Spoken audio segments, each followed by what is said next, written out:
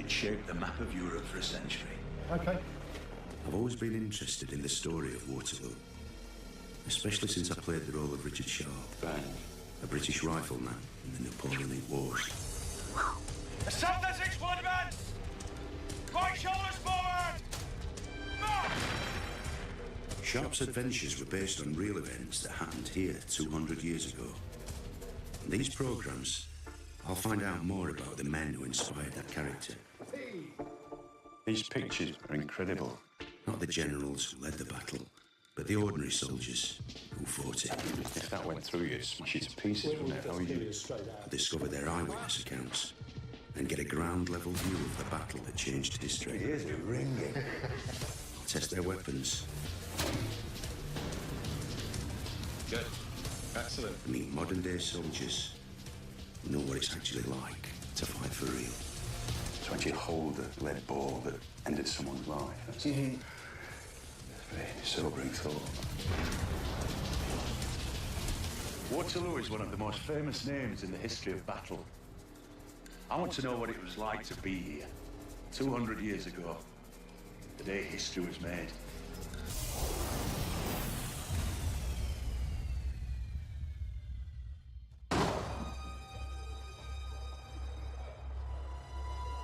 My Waterloo adventure begins in Chatham, in the southeast of England.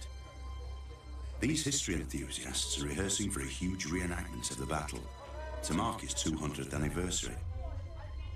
Some of them have ancestors who were there when the French army of Napoleon Bonaparte locked horns with an international force under the British General, Lord Wellington.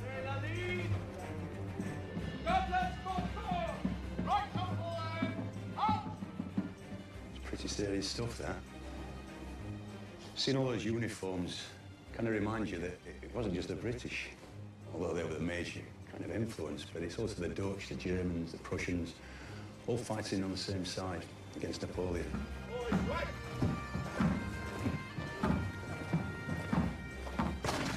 It's loud, isn't it? 3 months before Waterloo, Napoleon had escaped from exile. He'd been held on the island of Elba after a 20-year quest to make France the top dog in Europe. Now he planned to attack Brussels in Belgium, where Wellington was assembling an army with his Prussian ally, General Blucher. The endgame played out a few miles to the south of Brussels, near the village of Waterloo. The battle that took place here was the first in history to be recorded in so much detail by so many soldiers. The eyewitnesses tell stories of incredible bravery. They reveal what it was like to be a soldier at Waterloo. They make sense of the chaos of war. Their stories will be my guide as I try to see the battle as they saw it at the time. And not just the fighting, but the waiting as well. On the night before the battle, the locals fled their villages as thousands of soldiers converged for the fight and wondered what tomorrow might bring. Private Tom Morris feared the worst, but his sergeant reassured him. "Tom," he said, "I'll tell you what it is. There is no shot made yet for either you or me. And it will be a sleepless night for the generals too." So this is Wellington's headquarters. Yeah, this is where he spent the night before the battle. And it would have looked pretty much like this, Sean, actually. I suspect it hasn't changed that much. Wow, it's amazing to think he spent his last few hours in here, isn't it? Yeah, and you see the picture behind you there of Wellington on Copenhagen, his horse, and that's pretty much how he would have looked all the way through the battle the following day. We know, he knows he's got a long day ahead of him in the battle tomorrow, so, you know, there's a lot of thinking going on, and he did most of it in this room up here, so... So here we are in Wellington's HQ, Sean, and this apparently was the room in which he spent his final night before the battle, not necessarily on that bed, and of course they've got a depiction of him here. Wow. What do you think of the likeness? An amazing resemblance to Hugh Fraser, who played Wellington in Sharp. It really does, yeah. I wonder if they modelled that from Looks him. like him. But actually, if you look from the side, Sean, you can see the most distinctive feature of Wellington, that, of course, His is nose, yeah. Hugh Fraser used to put a false one on every morning. I don't think he liked that very much. Really? It was necessary. Wow, it's amazing to think this is where Wellington spent the night before that battle and all that expectation of a nation on his shoulders. And this is where he was, yeah. There's a lot riding on the battlefield, but he has one big advantage, and the advantage is over here. Come and have a look at this, Sean. This is a copy, actually, of the actual map he used to plot the defensive position at Waterloo. But the story of the map's pretty amazing, actually, because even a year before the battle, Wellington ordered this map to be prepared. Why? Not because he necessarily thought he was going to face Napoleon, but because he wanted a military survey of the Netherlands. It was a place the British Army had fought many times in their history, just in case. And when it was clear that Napoleon was back on the loose, he'd escaped from Elba, he instructed the work on this map to continue apace. And I don't know if you can see, it's stitched together from lots and lots of different pieces. You mean like that? Exactly. Yeah. A different Royal Engineer officer would have been in charge of each of those sections. Eventually it was all put together in a hurry because he realised from the 16th onwards, when the fighting begins against the French, that he's probably going to have to fight a defensive battle against Napoleon. 2 days before Waterloo, the French fought with the British at Quatre Bras, 10 miles further south, and with the Prussians at Linné. They beat the Prussians and forced them back to the village of Waterloo. The British retreated north to a better defensive position near the village of Waterloo. It was only now, less than 48 hours before the battle, that Wellington knew for sure where his showdown with Napoleon would take place. It's tiny Waterloo up there, isn't it? I mean, it's like, with all this big map and Waterloo's right on there on the edge. Well, it's lucky that you've still got a little bit on it that enabled him to use these positions. Wellington must have been thinking the night before, as he lay in this room, that the possession of this map and the knowledge it gave him, it might just make the difference the following day. Yeah. While Wellington plotted, his men tried to rest. Most spent the night without shelter in the pouring rain. We were up to our knees in mud and stinking water, wrote Army medic William Gibney. But not a drop of drinking water or a particle of food was to be found in the villages. We had to settle down in the mud and the filth as best we could. We got some straw and boughs off the trees, and with these we tried to make a rough shelter against the torrents of rain that fell all night.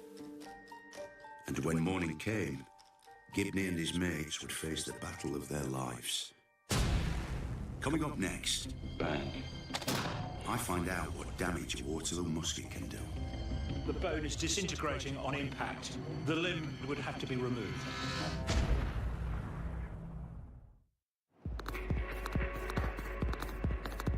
It's the morning of the battle, and thousands of soldiers are preparing for the fight. One of them is teenager Matthew Clay. He wrote a journal about his experiences at Waterloo that his family still treasures today. So, Christine, tell me about your ancestor, Matthew. Matthew was one of 7 children. Age 18, he went down to London and joined the 3rd Foot Guards, the Scots Guards. Yeah. And then they had the orders that Napoleon was on the move, so they all went over to Belgium. Yeah. So they're all young men, weren't they? They were. In the early hours of June the 18th, Matthew and his comrades were ordered to report to the farm at Hougoumont. He would spend the day defending these buildings from repeated French attacks and play a part in one of the battle's crucial turning points. But first, it was time to find breakfast. Well, they were absolutely starving. And then it tells you about the food. The sergeant of each section gave a small piece of bread, about an ounce. So how much is it? No, not when you're starving. To each man, and inquiry was made along the ranks for a butcher. One having gone forward, he was immediately ordered to kill a pig, which having been slaughtered was divided amongst the company, a portion of the head in its rough state being my share, and having placed it upon the fire, the heat of which served to dry out our clothing and accoutrements, and to cook our separate portion of meat, which having become warmed through and blackened with smoke, I partook of a little, but finding it too raw and unsavoury, having neither bread nor salt, I put the remainder in my haversack. That's quite good. He did try it. Yeah, he did try it a bit later. Yeah. When he cooked it for a second time, I think there was a part of a body, a human body, and with all the bits of firewood and stuff, what they were cooking. So, but you just can't imagine that day. As Matthew packed his kit, he paid special attention to his musket. It had taken a soaking during the night, so he fired a test shot to check it was working. He knew his life would depend on it in the hours to come. I've used plenty of working replicas over the years, but I don't know how it feels to fire a genuine weapon in the heat of battle. But this man does. He's Corporal Chris Meek of the Rifle Brigade.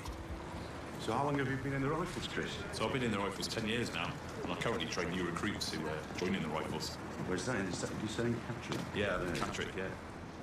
Before he became an instructor, Chris did 3 tours of duty in Afghanistan. He's joining me at the Royal Armouries in Leeds to see the weapons used by his predecessors at Waterloo.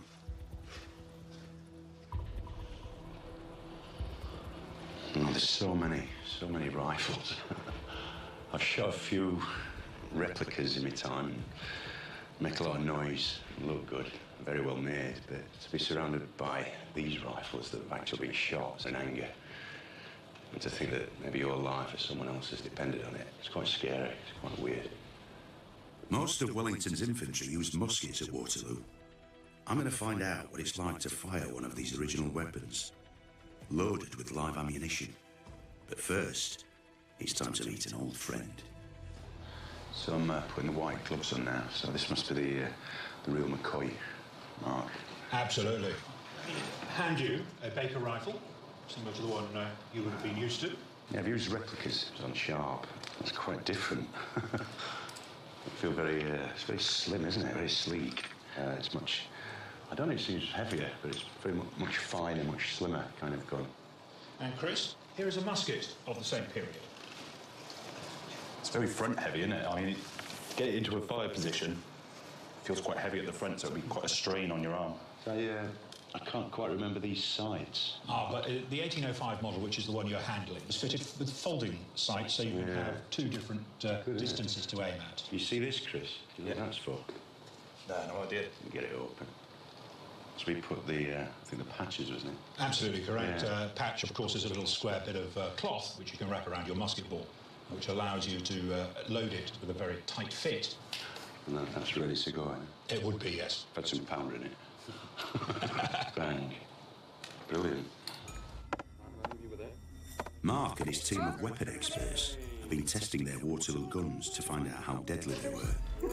They're firing live ammunition into materials that mimic the density and composition of human flesh, muscle and bone. We hope that we'll be able to show the type of wounding that a flintlock musket ball can cause.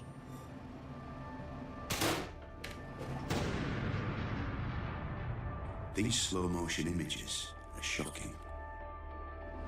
It's showing quite clearly that the bone is disintegrating on impact. The limb would have to be removed. There is no bone left. Terrifying, really. You can see the bone flexing as the bullet approaches. It's approaching. A little bit sick. That is absolutely horrific. You don't want to get hit by this. The power of a musket is terrifying at close range.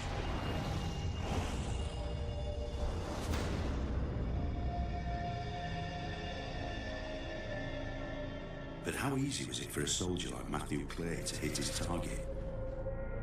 Who better to test their accuracy than a modern army sharpshooter? The India pattern musket weighs almost exactly the same as a modern army combat rifle. So adopt the kneeling position, just as you normally would. But the Waterloo weapon was notoriously unreliable. If the mechanism got wet, the gun might not fire at all, as Matthew Clay would later discover, to his cost. Good shot. That is actually, in the right circumstances, with the right man. Yeah, strong shoulder. You can hit the target. What was that like? It's quite a recoil on it, a lot more than what I'm used to, yeah. Yeah, it's a nice boom, isn't it? Yeah, and the smoke cloud after. Yeah. Take a couple of seconds to see if you actually hit the guy. That's a pretty good shot, eh? Yeah, I'm pretty happy with that. Yeah. If I could do that. Yeah, it's all go now, isn't it? So drop down, get comfortable, nice and stable. I'll keep the muzzle pointing down the range at all times now, because it is loaded. Are you happy with that? Yeah. Pulling it well into the shoulder, because this does kick. Yeah. And then the last step is make ready, which means you bring that to full cock. That's it. Right. Right. Fire. Oh. It is a very strong trigger. That is, isn't it? Right, just let me get it. Good. Excellent. So you hit what you're aiming at. Yeah, it's quite a big blast, isn't it? So how does that compare to firing a blank charge on It's a different, on a TV yeah, set? very different. Yeah? It's much more of an impact, you know, with all your senses around you. I should imagine in those days when they were firing stuff like that and there was maybe hundreds or thousands going off, it must have been just kind of, the air must have just been resonating with the sound. It's hard to imagine the noise, yeah. Yeah. So yeah, it's just off the paper, but the human body is a lot bigger than a piece of paper. So you know, that's killed your target. Yeah. The target is dead. Coming up next, the battle begins, and I'm roped in to join a Waterloo gun crew.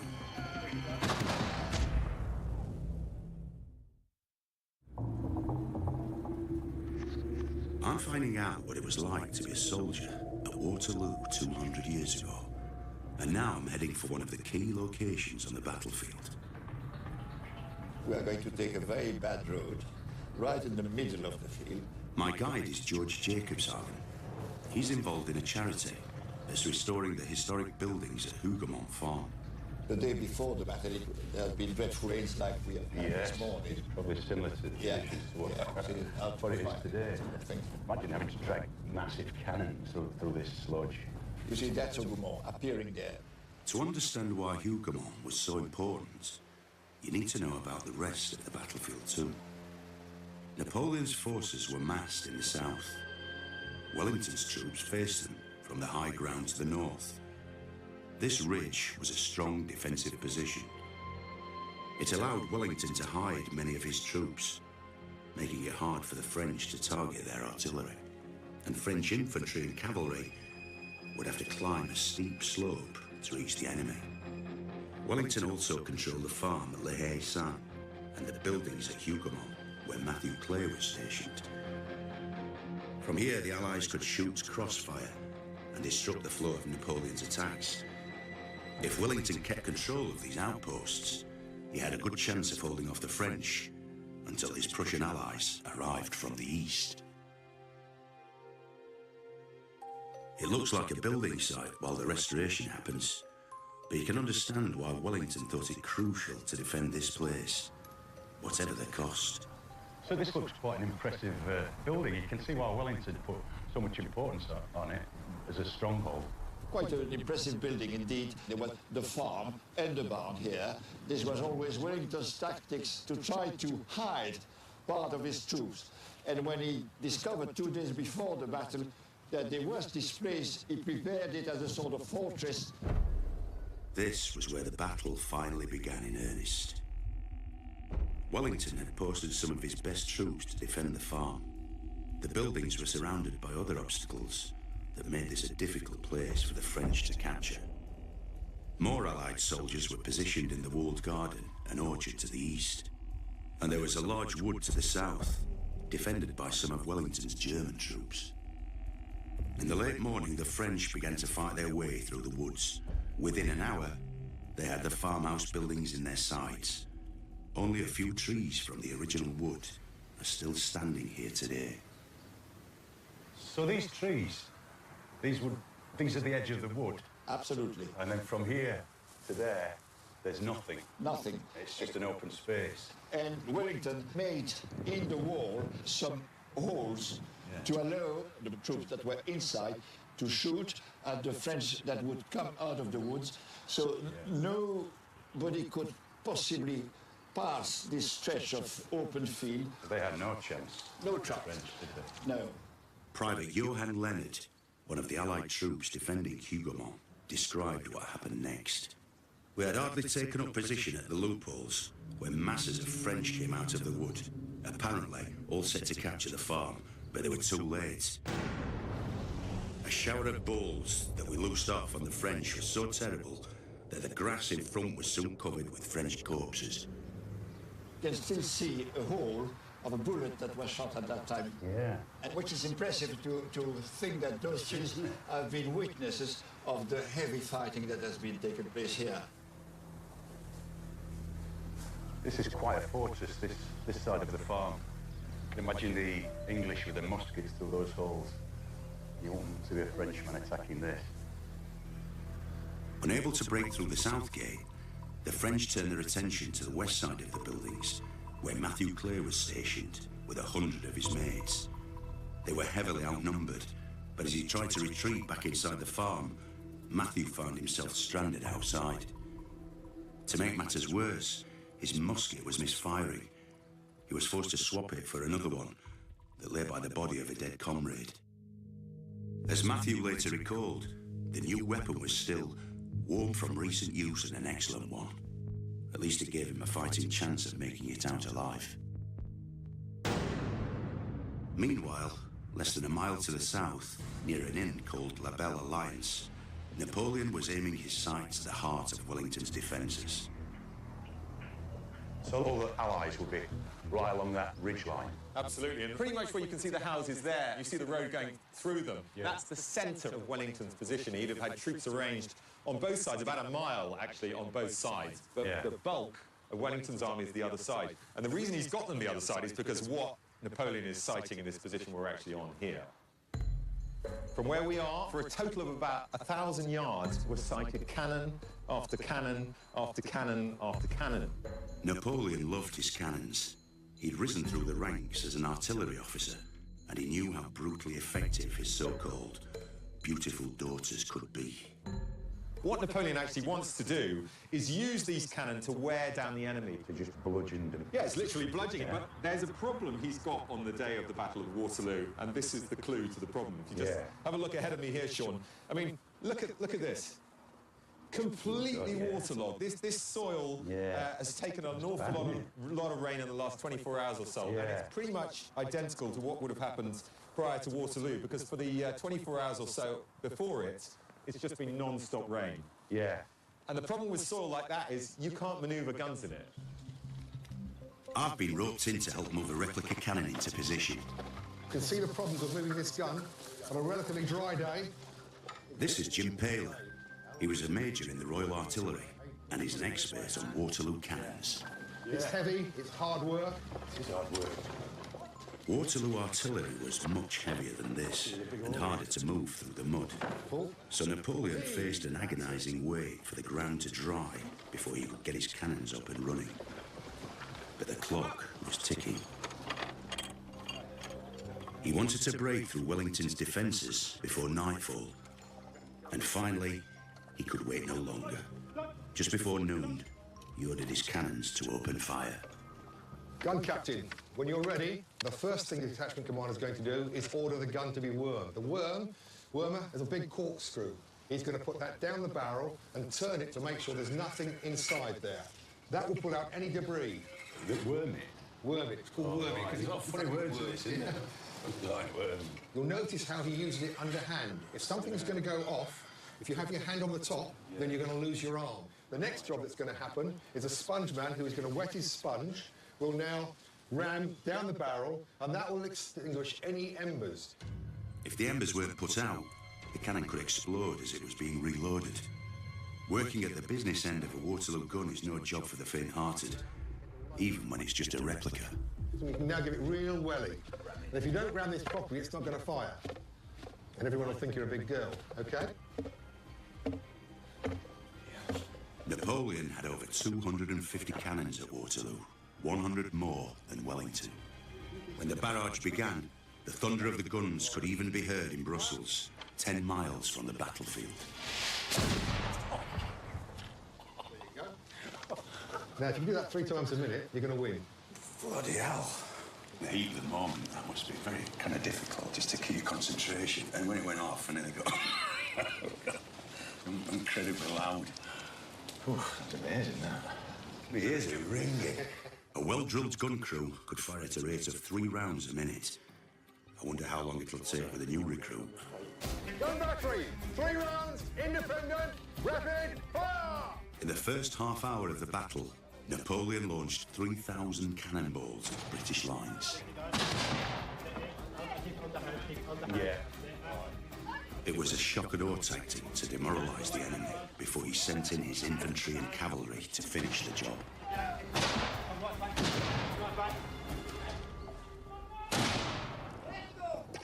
Haven't done any yet. First gun finish, timekeeper. I think I must have washed it out with a sponge. I've left too much water in it.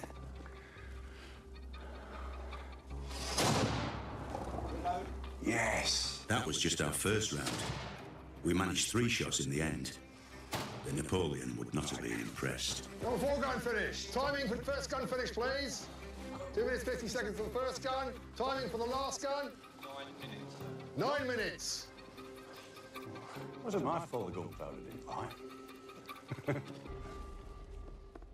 It's one thing playing soldiers with a replica, but genuine Waterloo cannons were no laughing matter. We persuaded the Royal Armouries to let us fire this 200-year-old gun using live ammunition. We're testing it at an army-approved range on Salisbury Plain, under the supervision of weapons expert Nicholas Hall. This cannon dates from about 1800, so it was in use at the time of Waterloo. I think that could go over the top. Simon West trained as an artillery officer with the British Army. He's fascinated by the experiences of his predecessors at Waterloo. I think we've got a very rare opportunity today to actually see the weapon effects that were delivered by the Royal Horse Artillery at Waterloo. After the French cannons opened fire on Wellington's Ridge, the Allied artillery was eager to fire back. I reckon that's pretty good. Okay. But Wellington said no. He wanted to save his ammunition to use at closer range against foot soldiers and horses. I'm optimistic we're going to hit this. This will be the first time in 200 years this cannon's been fired with a full charge of powder and a 6-pound round shot. They'll watch the action from the safety of the control tower, and high-speed cameras will record the result. Paul Seaton and Mandy Chesterton had ancestors who fought in a Waterloo gun troop. They're about to see what happened when their 3 times great-grandfather, Bombardier Nathaniel Alme, was finally given the signal to fire. Okay, firing in 5, 4, 3, 2, 1.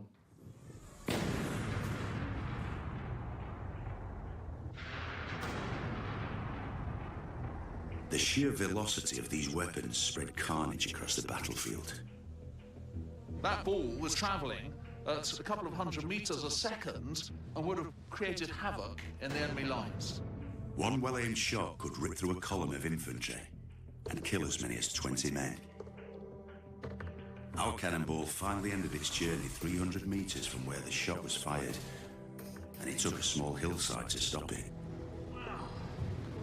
So that's a good 3 feet in to solid chalk. If that was a French cavalryman approaching, obviously it would have gone straight through him. In the first exchanges of battle, Wellington ordered his artillery to hold fire. But now their time had come, because down in the valley, the French infantry was about to attack. Coming up next, fighting fire with fire. It's not something you think about, turning and running. No. No. We stand there and fight.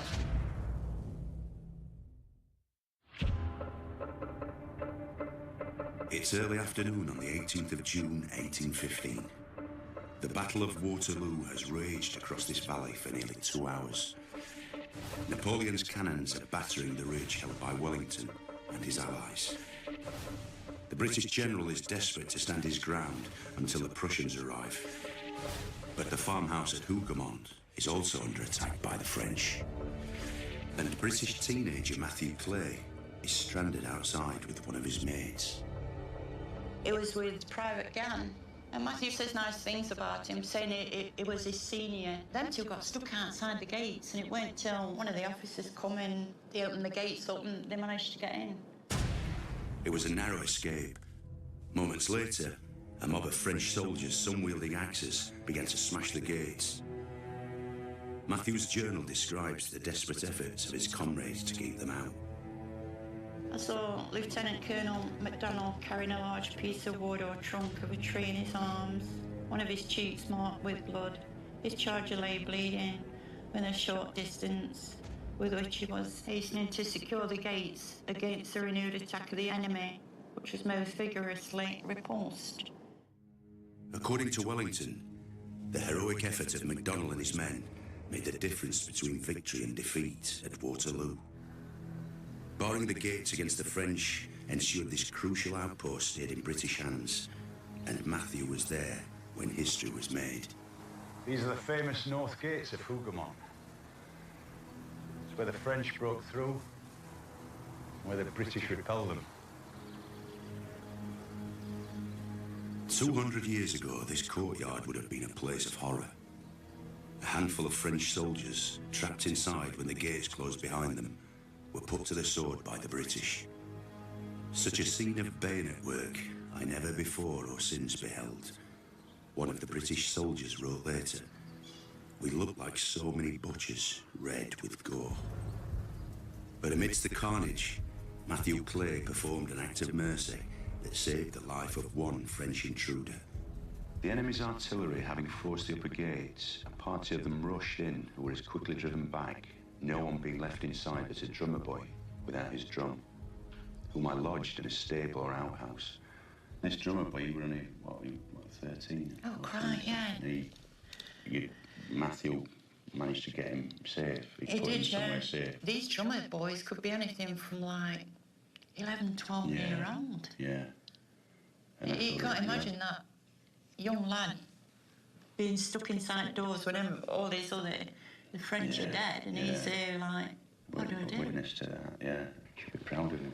I am very proud of him, There you go, Sean. Yeah. These lads who fought at Waterloo, it's nice to keep the memory. The French would continue their efforts to capture Hougoumont for hours to come. But time was running out for Napoleon, because Wellington's Prussian allies were getting closer to the battlefield. The Prussians were marching through mud from the east. It would be hours before they were able to join the battle. But if they made it before nightfall, they could reinforce Wellington's troops on the ridge and also attack Napoleon's forces from the south. If they didn't arrive in time, the French had every chance of breaking Wellington's line. It had been battered by artillery for 2 hours, and now the French infantry was ready to mount its first attack. So, Sean, we're following in the direction of the first major French attack the day of the Battle of Waterloo. The cannons at the Grand Battery on the ridge behind us have been softening up the Allied line ahead. And now it's time to send the infantry in, and they're sending them in these massive columns. The French always attack in columns because it's easier to manoeuvre that way, and there's also this psychological effect of the defenders seeing this huge mass of troops. How many men? 2,000 men in a single column. And there's a block here, another one there, and another one over there. And these three massive columns with the head of the column 48 men wide. So it's all covered, all this field is, well, it's covered by thousands and thousands of men. All you can see are men, as far as the eye can see, in these solid blocks. And it must have seemed to the defenders on the ridge that they were going to be completely unstoppable. Yeah. Now, cannon are firing at them, so they're taking casualties, these columns, but that's not making any difference to them. They're so well disciplined. The men are just falling out, the injured and the killed, and they're carrying on, they're closing up ranks. Slowly but surely, they're getting towards the Allied positions up on the ridge there. Now, up there, just on the ridge lines, we can see ahead of us, there's a big block of Netherlands soldiers, 2,000 of them, put in front of, rather unfairly, I think, by Wellington, in front of the ridge line, and they were the first point of defence. And as these massive columns were getting closer and closer and closer, the Netherlanders were getting more and more spooked. And when they got really close, they just upsticked and left. And they just stream on back through the British line, and all you've got left now are the British soldiers. And the question is, are they going to be enough to stop the French breaking through the line? His forces were outnumbered, but Wellington trusted his infantry more than any other part of his army. Now was the time to find out if he was right.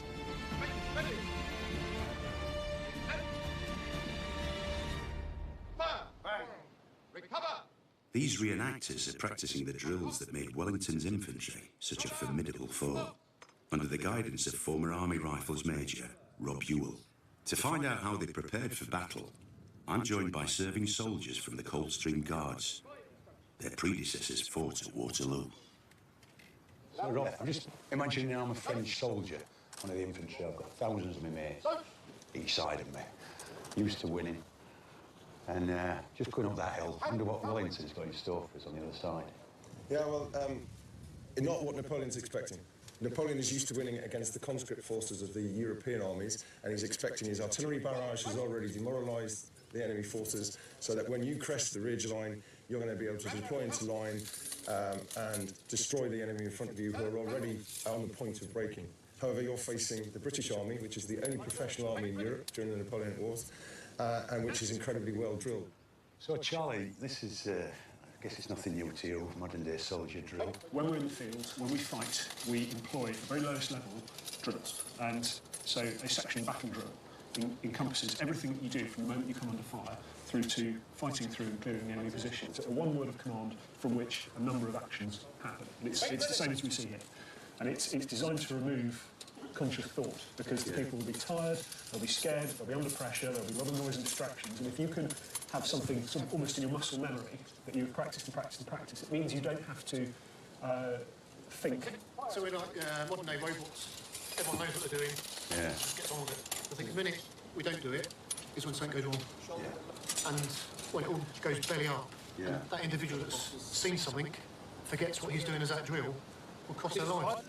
So, with the drill, how does that help you cope with fear? How do you address that? It's the fear that keeps you sparking. Yeah.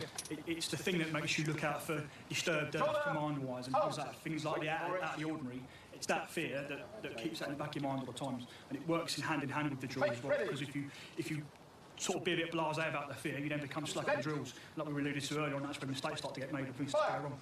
I think there's definitely a coercive aspect as well, because fear is, again, it's directional. Are you more frightened of the enemy, or are you more frightened of the consequences of turning and running?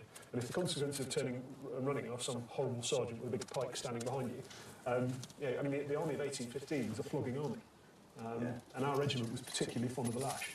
You read the punishment book, there's a soldier absent from camp for an afternoon, 350 lashes. This is not an army that tolerates people turning and running. Yeah. So actually the threat in front of you is almost less than the threat behind you. Yeah. But also, mates around you, it's, as it is today, you've got other people depending on you. Sure, yeah. It's not something you think about, turning and running. No, well, we don't, do we?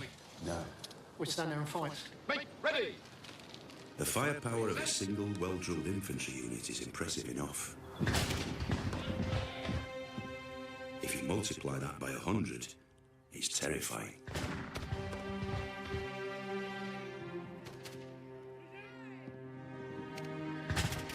As Napoleon's troops got closer to the ridge, many of their comrades had already fallen victim to the rapid, continuous fire of Wellington's men.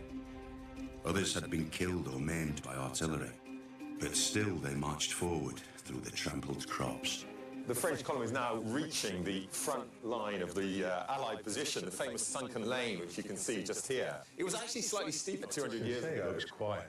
It looks quite benign, doesn't it? There was quite a little bank just beyond it, and on top of the bank was a big thorn hedge. So they had to scramble their way through the thorn hedge, which is disrupting their formation a little bit, and then all of a sudden, what greets them the other side is the chilling sight of lines of British infantrymen, and behind them, a mass of cavalry. I've seen the terrible damage a single musket can inflict. It stood a single day, but it shaped the map of Europe for a century. OK. I've always been interested in the story of Waterloo, especially since I played the role of Richard Sharp, a British rifleman in the Napoleonic Wars. Assault the 6-1 advance! Right shoulders forward! March! Sharp's adventures were based on real events that happened here 200 years ago. In these programmes, I'll find out more about the men who inspired that character. These pictures are incredible. Not the generals who led the battle, but the ordinary soldiers who fought it. If that went through you, smash it to pieces, wouldn't it? How would you discover their eyewitness accounts and get a ground-level view of the battle that changed history. Here's it ringing. Test their weapons. Good. Excellent. Meet modern-day soldiers who know what it's actually like to fight for real. To actually hold a lead ball that ended someone's life. That's a very sobering thought. Waterloo is one of the most famous names in the history of battle. I want to know what it was like to be here 200 years ago, the day history was made.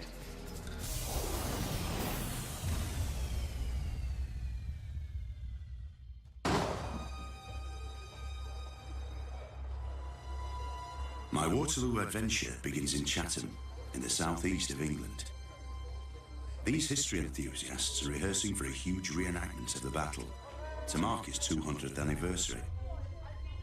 Some of them have ancestors who were there when the French army of Napoleon Bonaparte locked horns with an international force under the British General, Lord Wellington.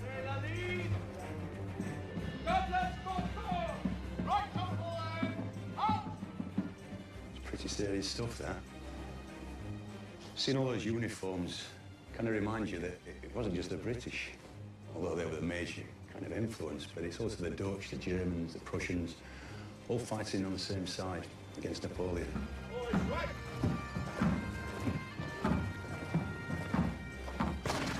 It's loud, isn't it? 3 months before Waterloo, Napoleon had escaped from exile.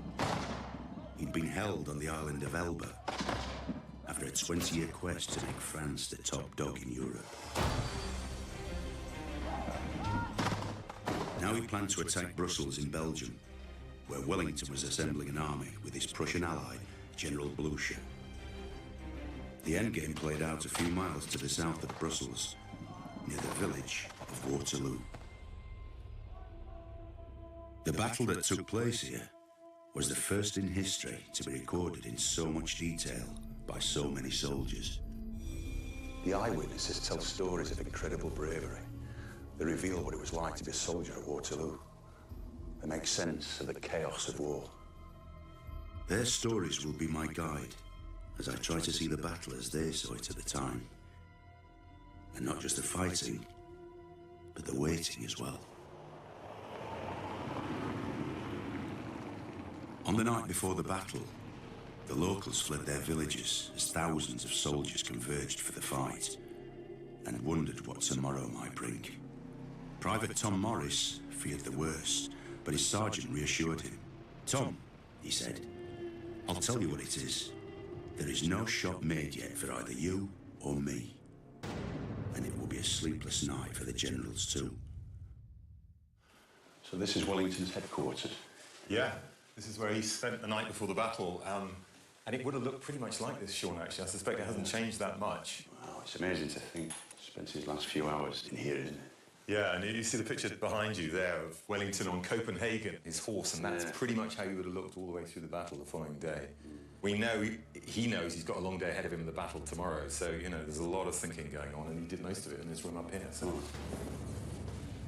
So here we are in Wellington's HQ, Sean, and this apparently was the room in which he spent his final night before the battle, not necessarily on that bed, and of course they've got a depiction of him here.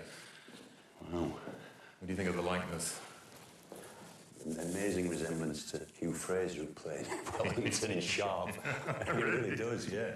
I wonder if they modelled that from him. Like But actually, if you look from the side, Sean, you can see the most distinctive feature of Wellington, that, of course, his nose, yeah.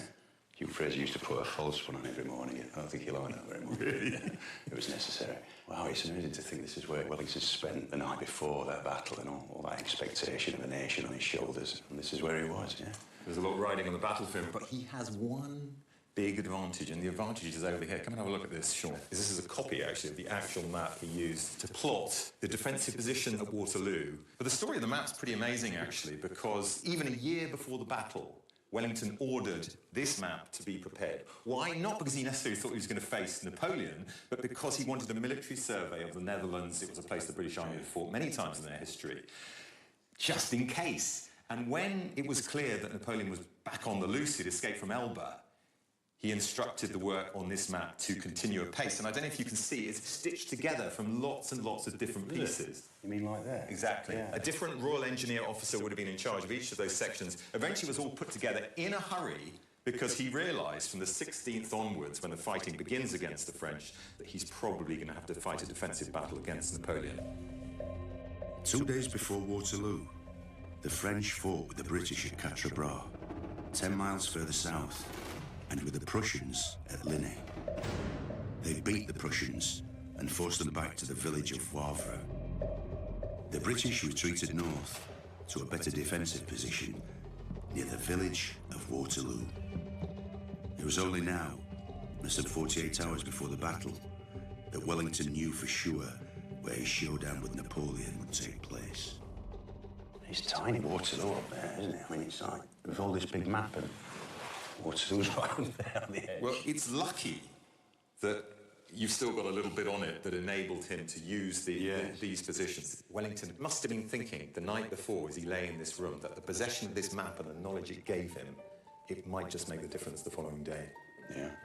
While Wellington plotted, his men tried to rest.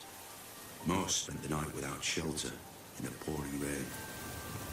We were up to our knees in mud and stinking water, wrote Army medic William Gibney. But not a drop of drinking water or a particle of food was to be found in the villages.